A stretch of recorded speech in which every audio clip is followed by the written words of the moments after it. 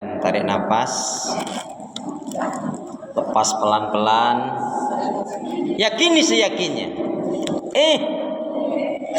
Kita bisa bernafas, bicara, jalan, makan, minum, bertemu, bersilaturahim. Bisa membahagiakan orang tua, keluarga, berbuat baik kepada handai tolan, sanak, famili, keluarga. Bisa membedakan mana yang baik, mana yang buruk, mana yang halal, mana yang haram.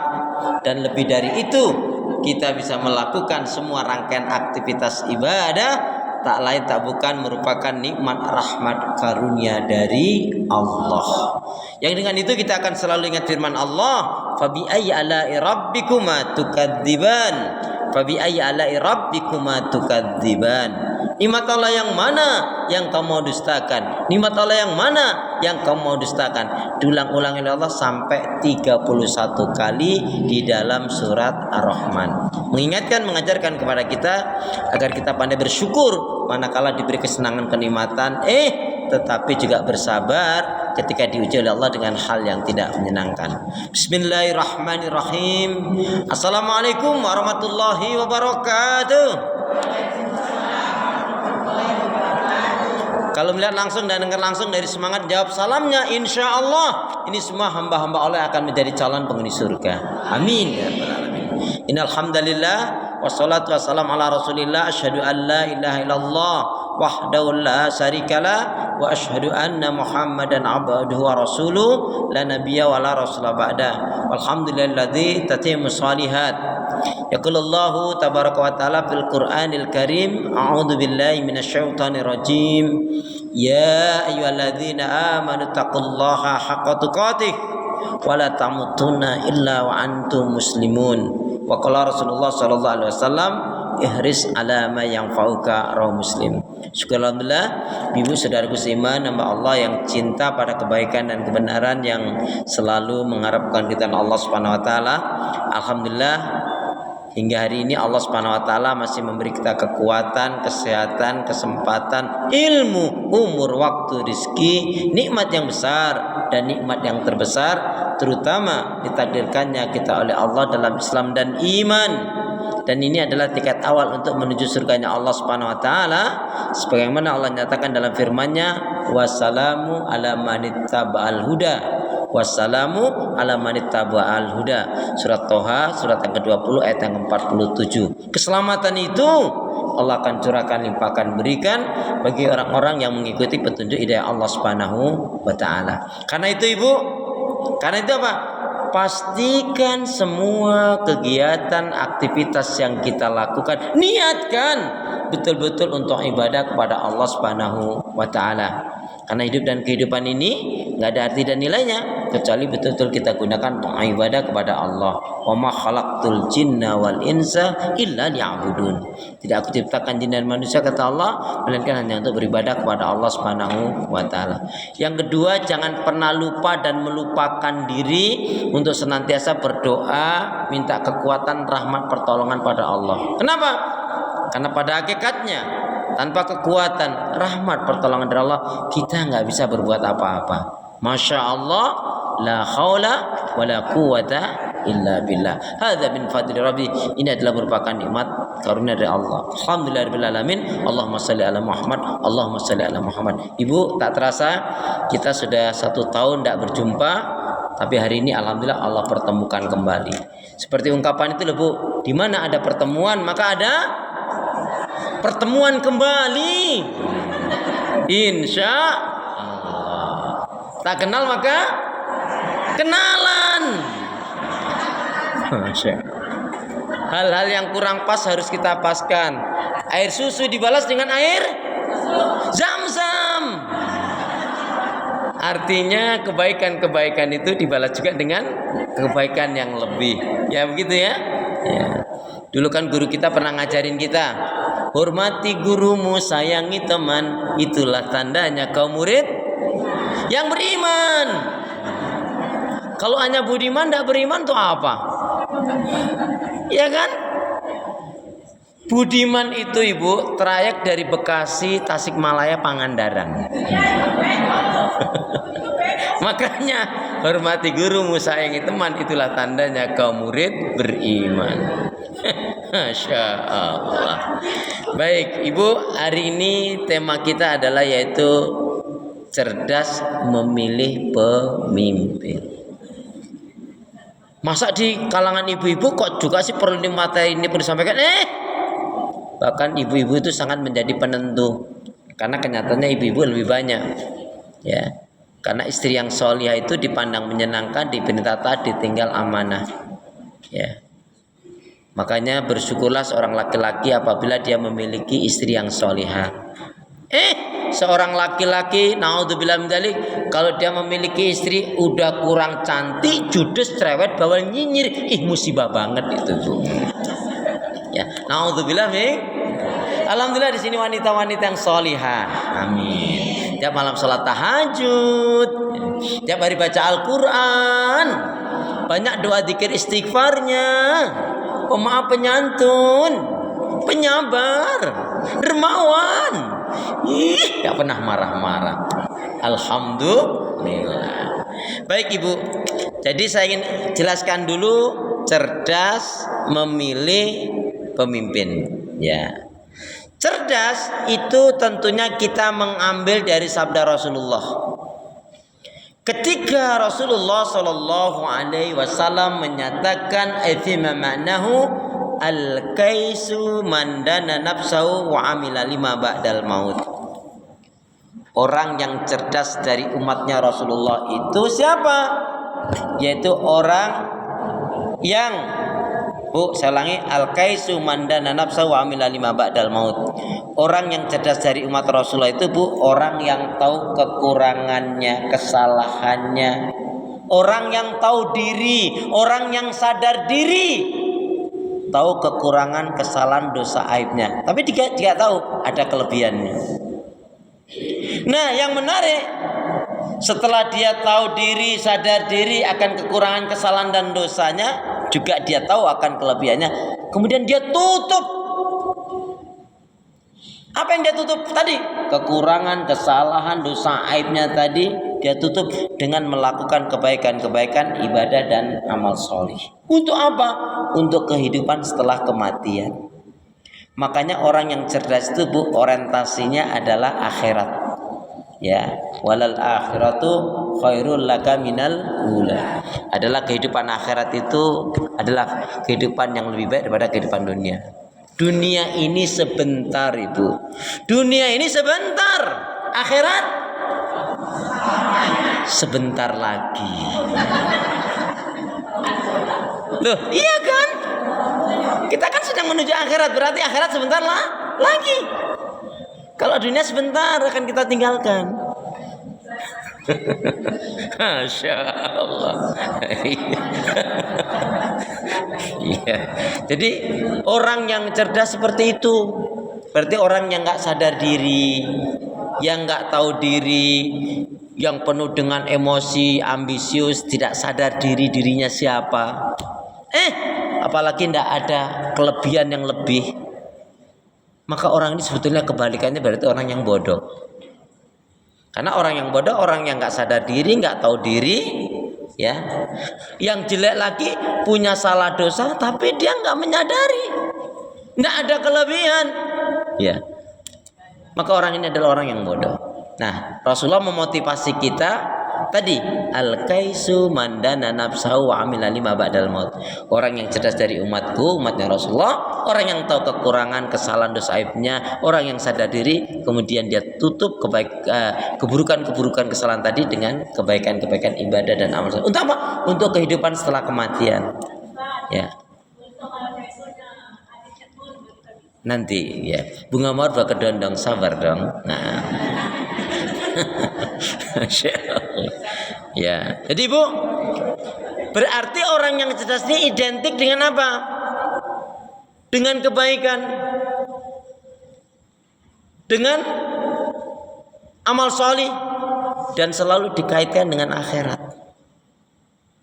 Makanya Allah menyatakan di dalam surat Al-Qasas, surat Al-Qasas itu Quran saya surat yang ke-28, Ibu. Sama ya? Masya Allah.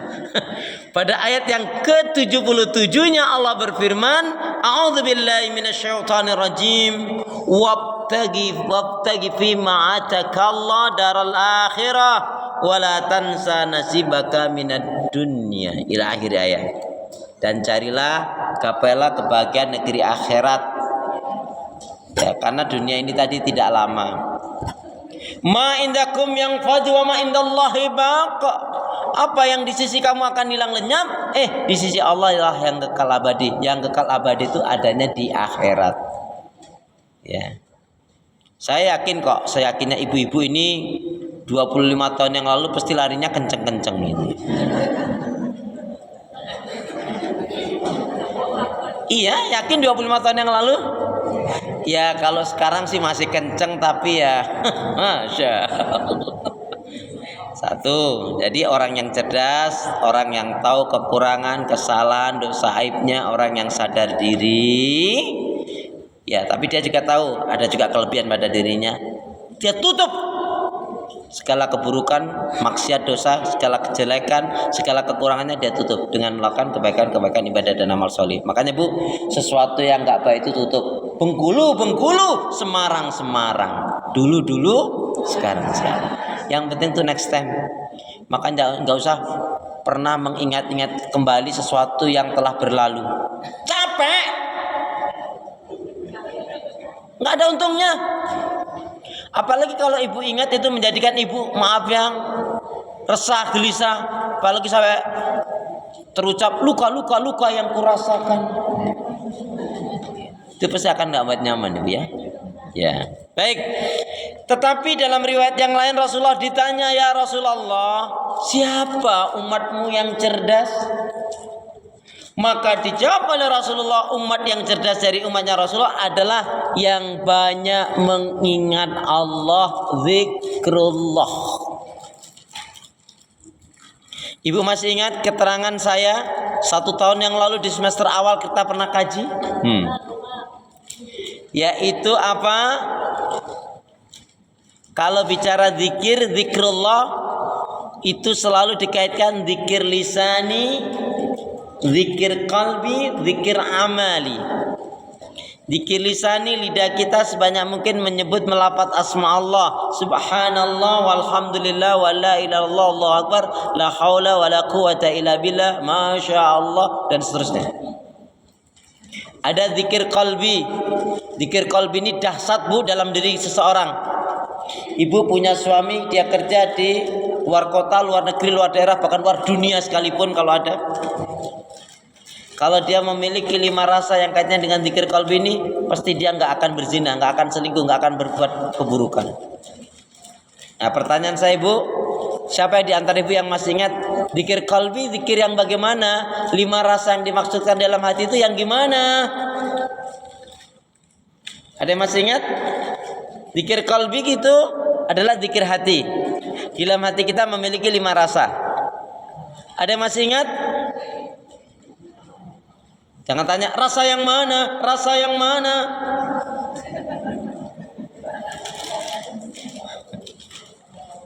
Ada yang ingat Bu?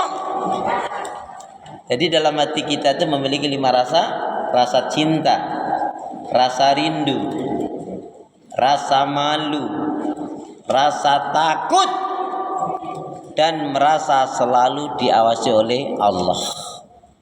Mantap orang ini Bu. Seperti halnya ibu dimanapun berada, nggak akan bisa digoda oleh mana siapapun.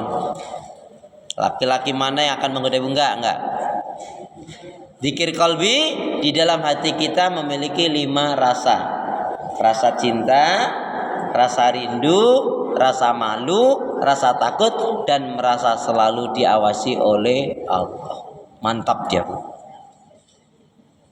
Nggak usah dilakukan. Rasa cinta pasti ada pada setiap. Sudah, nggak usah dilanjutin. Kemudian zikir amali. Perilaku kita mencerminkan ketaatan tunduk kepada Allah. Jadi orang yang cerdas adalah orang yang selalu banyak mengingat Allah dan mengingat kematian. Bukan hanya sekedar ingat, yakin, sadar akan yakin, tetapi dia berusaha dengan sungguh-sungguh apa? Melakukan amalan-amalan kebaikan untuk apa? Ibu, sama untuk menghadap Allah. Wong ibu itu kalau kita mau mudik aja persiapannya banyak loh, Bu.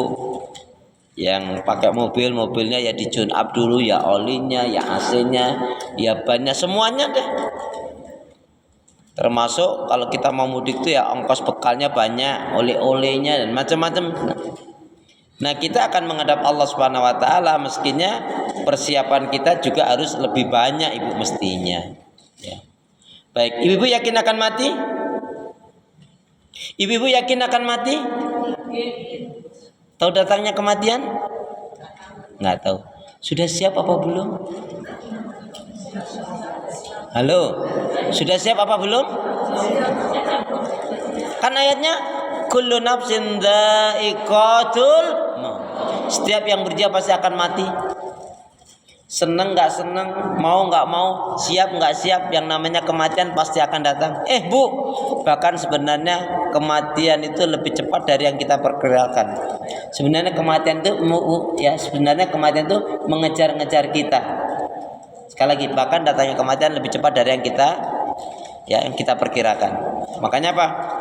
Orang kaya mati, orang miskin, pejabat, rakyat mati, murid, dah sampai situ saja.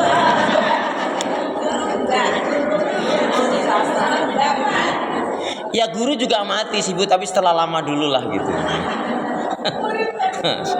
Tapi terus terang, Bu, saya nggak setuju banget kalau kematian berdasarkan abjad, nggak suka saya. Sebab nama saya awalnya dari A gitu. Tapi contohnya Kiai Haji Zainuddin MZ. Contohnya Kiai Haji Zainuddin MZ. Tengku Zulkarnain Z juga loh, Bu. Iya. Jadi sekali lagi saya tanya, ibu-ibu sudah siap apa belum? Ibu kan yakin akan mati. Pertanyaannya, sudah siap apa belum? Yang benar jawabnya belum atau insya Allah? Sudah siap apa belum? Kalau saya terus terang betul-betul belum siap. Jadi saya mau menyiapkan diri dulu, ya. Jadi silakan ibu yang sudah siap, silakan.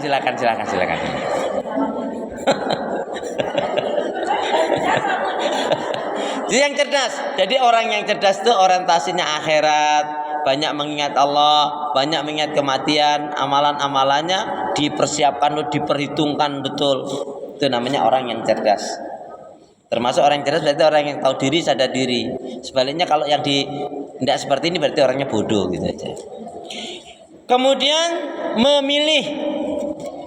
Dalam kaidah Islam itu, Bu, ada kaidah al-aham tsummal muhim.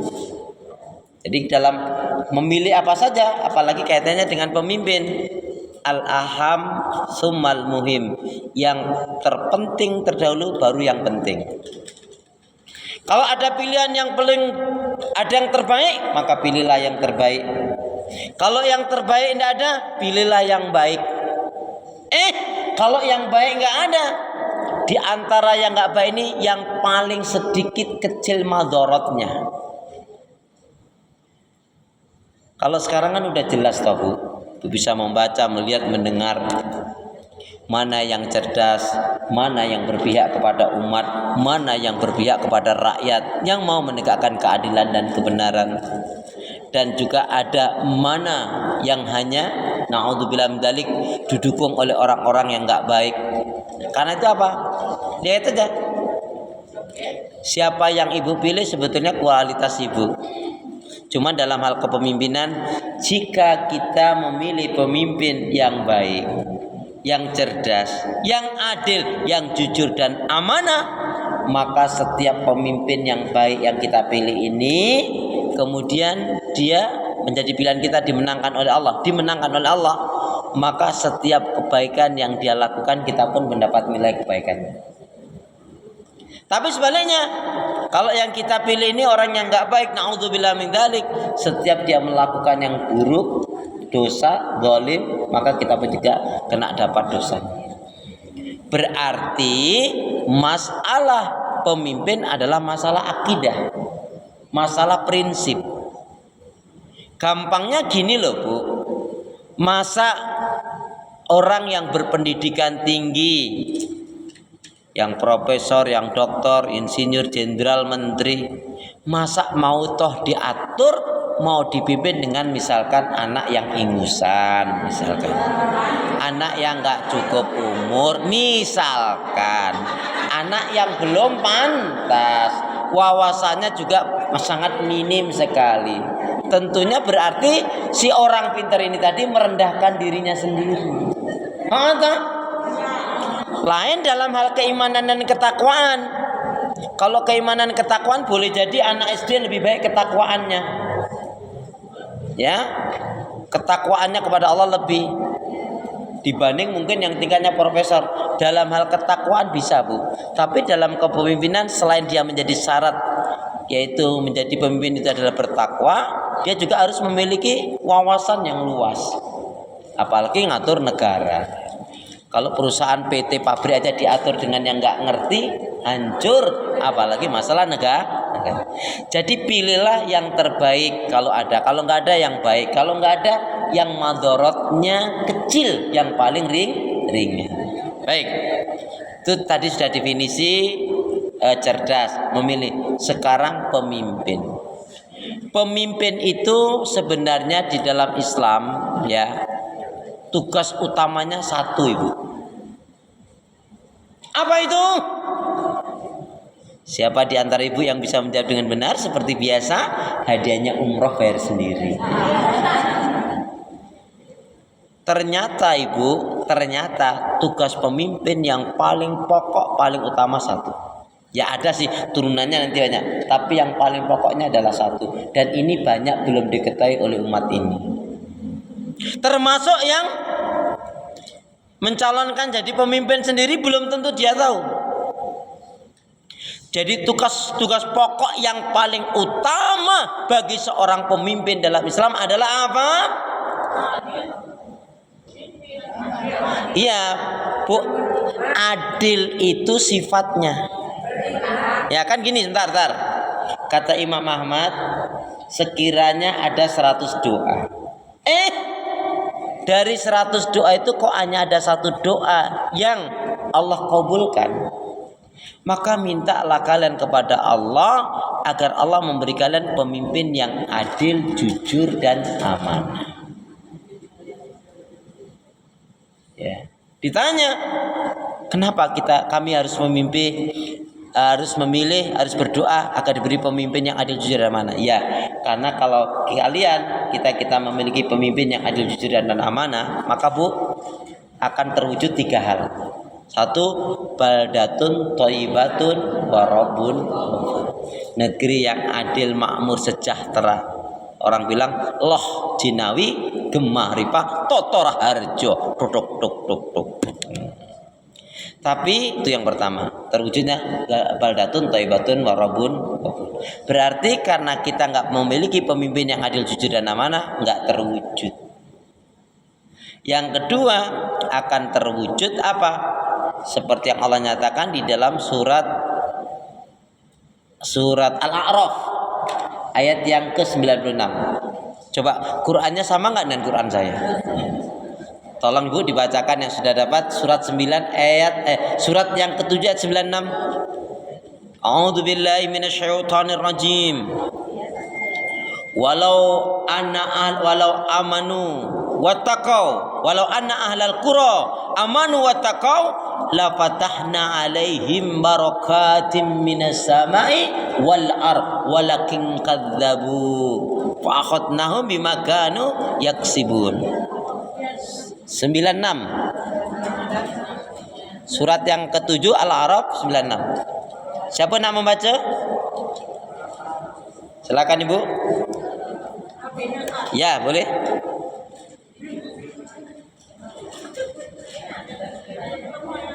Yang sudah dapat boleh. Qurannya baru ya Bu ya? Ya. Biasanya kalau Quran baru agak lama gitu. Ya. Bu silakan disimak.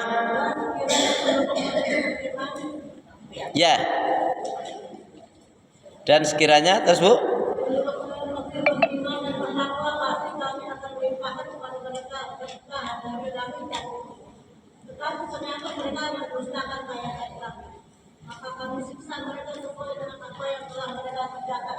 Ya, Maha benar Allah dengan segala benar. Jadi Bu akan terwujud itu. Kenapa? Jika kita memiliki pemimpin yang adil, jujur dan amanah, maka semua akan digiring. Makanya keberkahan dari langit dan bumi Allah akan curahkan, turunkan, limpahkan. Kemudian satu lagi, jika kita memiliki pemimpin yang adil, jujur dan amanah, apa yang terjadi Bu? Maka tegaklah syariat Allah, tegaklah amar ma'ruf nahi mungkar. Berarti apa? Tertutuplah tempat-tempat kemaksiatan dan dosa, perzinahan, perjudian, khamr, mirasantika, narkoba, perdukunan. Makanya apa? Mereka ngeri kalau ada orang yang cenderung nanti ada menegakkan agama Allah. Dan orang munafik itu ya naudzubillah min dzalik. Mereka lebih senang dengan hal-hal yang tidak islami, karena nanti kalau tegak syariat Islam dia nggak bisa leluasa, bisnisnya akan hancur dan lain sebagainya. Ya. Jadi tegaknya syariat Allah, ya, kemudian amar ma'ruf nahi mungkar, dan tertutupnya segala macam kemaksiatan dosa, perzinahan, perdukunan, pelacuran, mabuk, narkotika, dan termasuk judi. Nah, termasuk judi. Ya, itu dilarang. Kan Ibu pernah ditanyakan, kenapa yang enak-enak dilarang? Kenapa yang enak-enak diharamkan? Kenapa? Kenapa yang enak-enak dilarang? Kenapa yang enak-enak diharamkan? Karena karena itu perangkap setan. Maka jangan terjebak oleh perangkapnya. Na'udzubillah min. Jadi cerdas memilih. Tadi sudah cerdas memilih, kemudian pemimpin, berarti carilah pemimpin yang adil, jujur dan amanah. Ibu bisa ingatkan? Sab'atun, 7 golongan manusia ya yang tidak ada pertolongan, perlindungan dari Allah di akhirat nanti kecuali perlindungan itu dari Allah. Apa? Yang pertama, imamun adil. Berarti mewujudkan pemimpin yang adil, jujur dan amanah adalah kewajiban kita setiap orang yang beriman. Kembali pada pertanyaan saya tadi. Jadi tugas pokok pemimpin dalam Islam itu apa, Ibu? Ayo, pura-pura mikirnya jangan terlalu lama.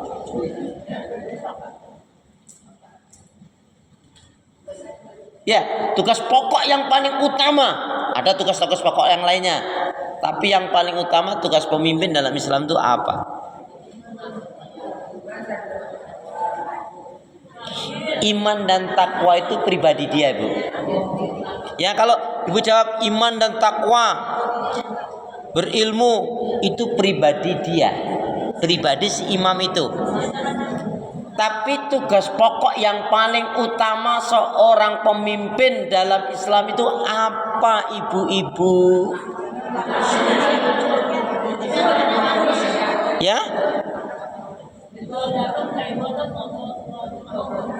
Ya, jawabannya Masya Allah, luar biasa. Tapi mohon maaf, bukan itu yang dimaksud.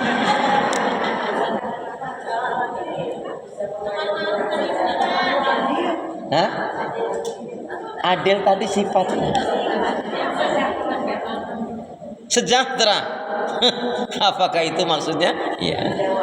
Jadi tugas pemimpin dalam Islam itu yang paling utama adalah dia sendiri jelas mantap. Apa? Memahamkan, mengenalkan rakyat ini kepada ma'rifatullah, ma'rifatul Rasul dan ma'rifatul Islam. Itu yang paling pokok. Jadi dia pemimpin yang ada dalam Islam itu tugas yang paling pokok adalah apa? Menyadarkan, memahamkan kepada rakyatnya untuk mengenal Allah, mengenal Rasul, mengenal Islam. Kalau sudah mengenal Allah, nanti kaitannya ibadah kepada Allah, taat kepada Allah, bersyukur kepada Allah, beriman kepada Allah.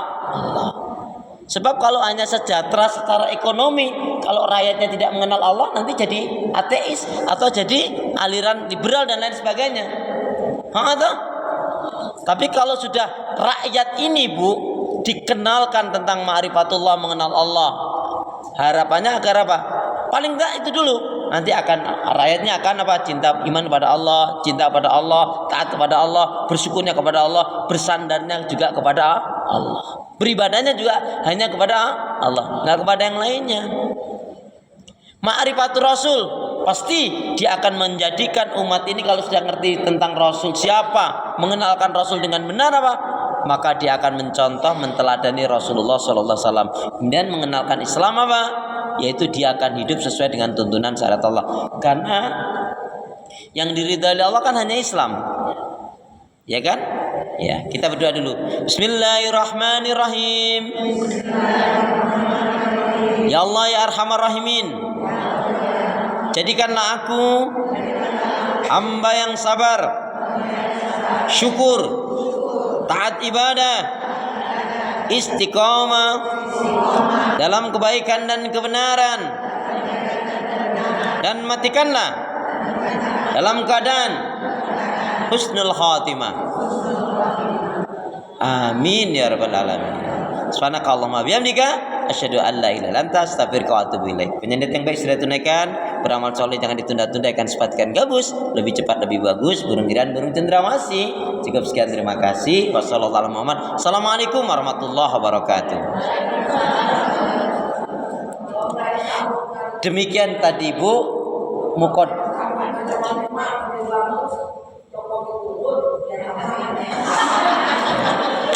Baik, saya setuju saja dengan Anda, Ibu, ya. Nah, tadi ada keterangan apa? Keterangan apa tadi? Cerdas, memilih pemimpin. Nah, sekarang ya kita akan memasuki pemimpin dalam Islam.